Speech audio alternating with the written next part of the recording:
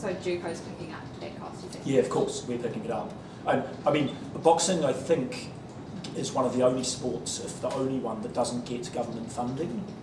Now, that is an issue in itself, because it does exist and it is legal, and if it did get government funding, all the cash-strapped boxing associations around the country might be able to invest some more money into health and safety, but that's another issue. Yeah, David, obviously this is a big step and obviously a positive step, but was it that financial side of things that has stopped this being an option in the past and made it a difficult? I think a lot of the boxing associations around the country, the amateur associations, again I'm no expert, would be running shows that are struggling financially, and so to invest in safety is difficult, whereas most other sports, if not all, are getting substantial government funding to address the basics. Does that make things difficult? Obviously, obviously. And so, we're in a, it's probably easy for us to make that investment, but again, I think there's a bigger issue with funding and the sport and the industry. So do you think this is a maintainable investment going into the future? Well, we're going to MRI scan every person going forward that ever appears on one of our cards.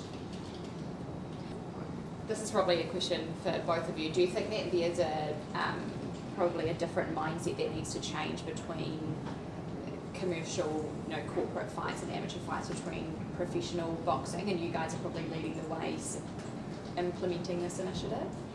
Look, I don't pretend to be an expert. I've never been with the commissions or New Zealand Boxing or the government or the amateur side. I've never boxed.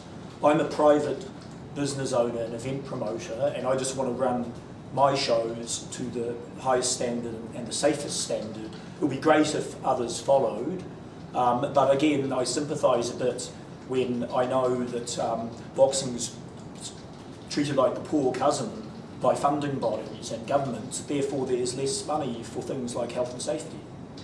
In terms of the process of the boxers getting these scans, when will that take place before, say, a card is announced, or is it in the lead up to the fight?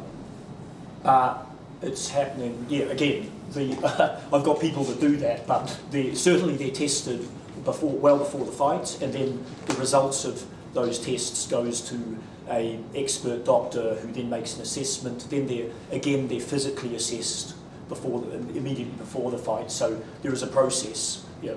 If something is to arise for certain boxers, what's the process then around?